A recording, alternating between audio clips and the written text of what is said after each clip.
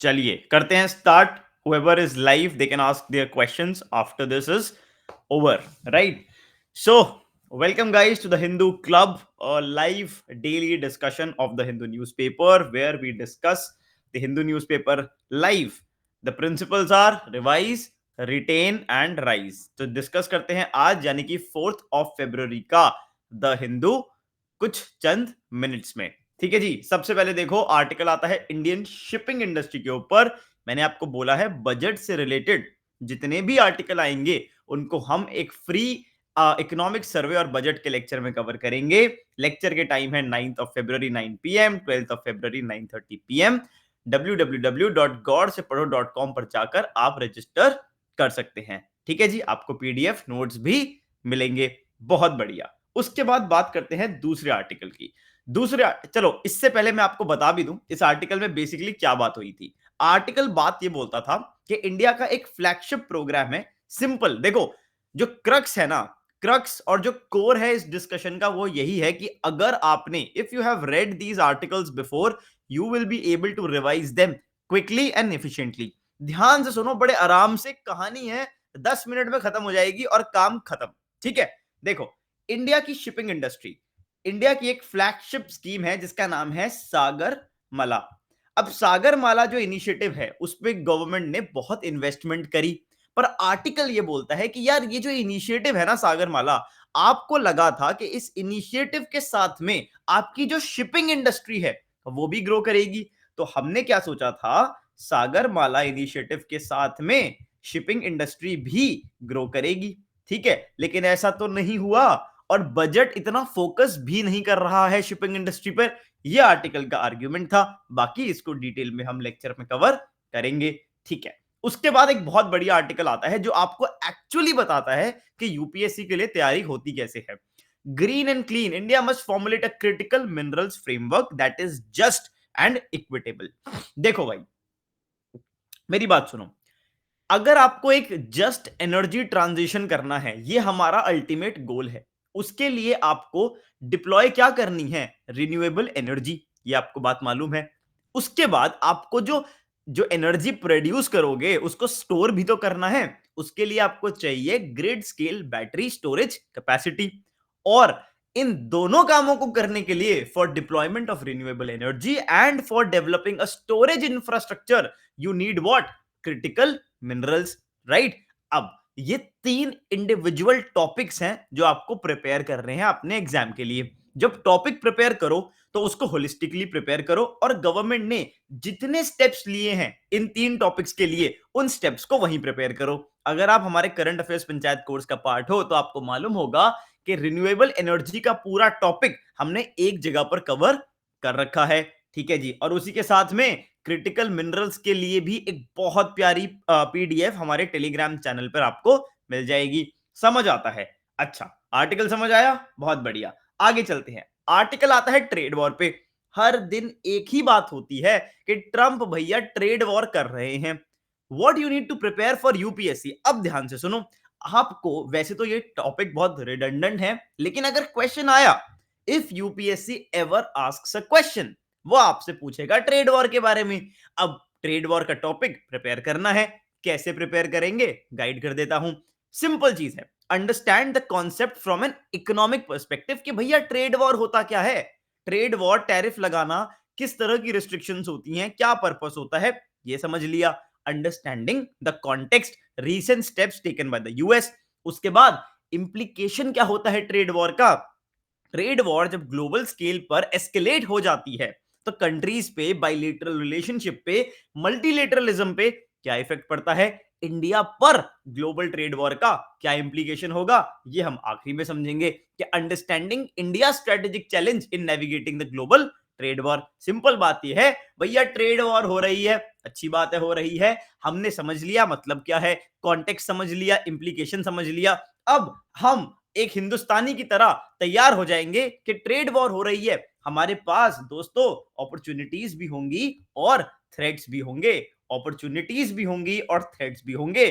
कई ऐसी इंडस्ट्रीज हैं जब चाइना पे टैरिफ लगेगा तो वो इंडिया मूव कर सकती हैं. इसलिए अपॉर्चुनिटी भी होंगी, टैरिफ भी होगा. इसी को बोलते हैं क्रिटिकल एनालिसिस, ये आपको करना है। अगर आप करंट अफेयर्स पंचायत कोर्स का पार्ट बनेंगे, संडे को मैं आपको ट्रेड वॉर डिटेल में समझा दूंगा। उसके बाद एक और आर्टिकल जो बजट पर फोकस करता था, the kind of jobs needed for विकसित भारत।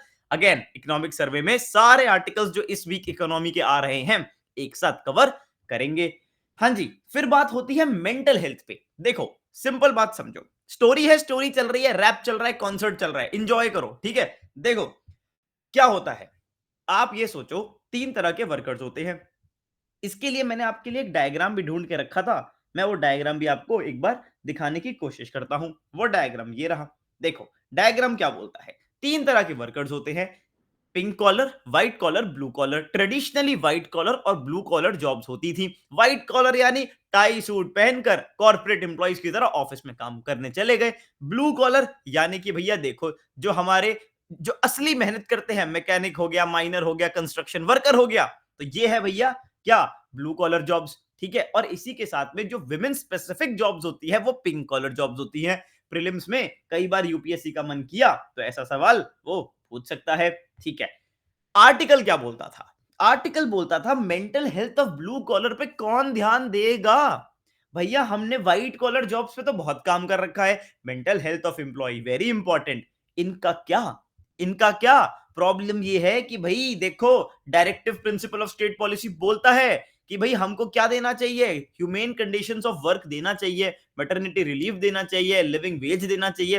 पर क्या ऐसा ब्लू कॉलर के केस में हो रहा है? नहीं। ट्विन चैलेंजेस हैं, मेंटल हेल्थ के केसेस बढ़ रहे हैं, उसी के साथ में लेजिस्लेटिव अटेंशन नहीं है, यानी कि जो हमारी एग्जिस्टिंग लेजिस्लेशंस हैं, लॉज हैं, वो मेंटल हेल्थ पर फोकस नहीं करते। एग्जाम्पल यहां लिखा है, पढ़ लेना याद नहीं करना। तो सोल्यूशन क्या हो सकता है, सोल्यूशन क्या हो सकता है, सोल्यूशन क्या हो सकता है, हमने यहां पर लिख के दे दिया, आप उन्हें देखोगे, मल्टीपल पॉइंट्स हैं, इनको पढ़ोगे आपको समझ आ जाएगा। डिटेल डिस्कशन हम अपने संडे लेक्चर में करते ही हैं। इस डेटा पॉइंट को आप इग्नोर कर सकते हो, बहुत इंपॉर्टेंट नहीं है। दिल्ली के जेंडर बजट पे बात होती है।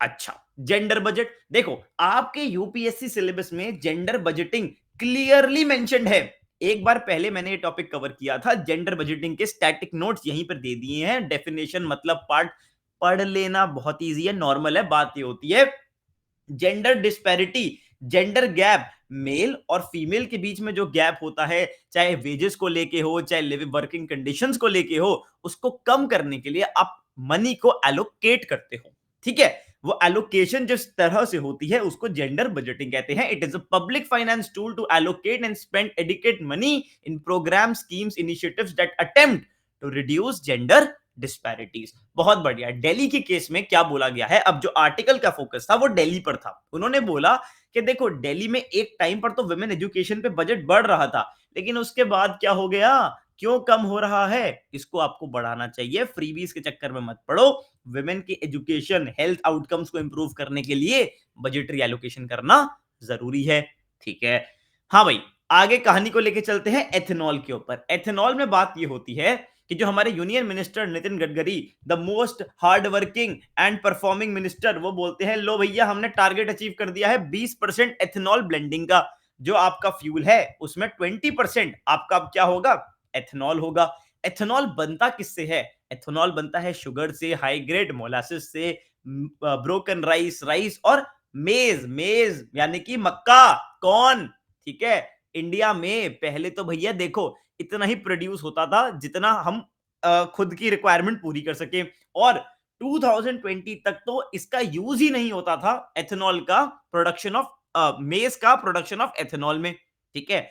अगर आपसे प्रीलिम्स में ये सवाल पूछ ले, मुझे याद आता है कोल के ऊपर इस तरह का एक सवाल यूपीएससी ने पूछा था कि we are self sufficient in import और समथिंग लाइक दैट, ठीक है। देखो India was producing little or no ethanol from maize until 2020, लेकिन जब से देखा कि एथेनॉल की डिमांड है और एथेनॉल मेज से बना सकते हैं, फार्मर्स को लगा बेटा ये बढ़िया चीज है, ठीक है। इसको, ये सब टॉपिक यहां गलती से आ गया, इसको आप इग्नोर करना।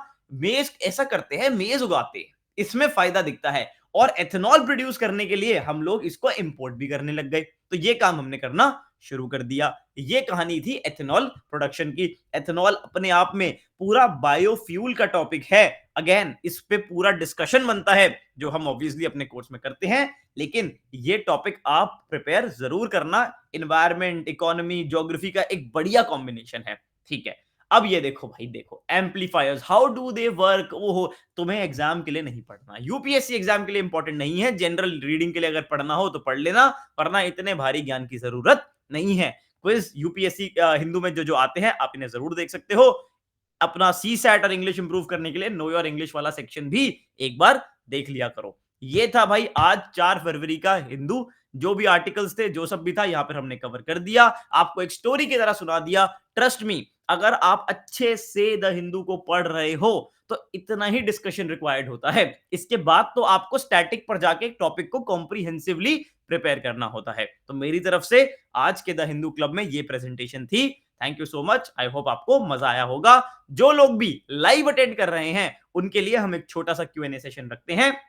अगर आपको भी द हिंदू क्लब का पार्ट बनना है, एब्सोल्युटली फ्री ऑफ कॉस्ट है, www.godsepadho.com पे जाइए, फ्री कोर्सेज के सेक्शन में आपको हिंदू क्लब मिलेगा, जाके एनरोल नाउ का बटन दबाइए और मेरे साथ जुड़िए 9 PM Monday to Saturday for the live discussion post the lecture. Thank you so much, have a good day.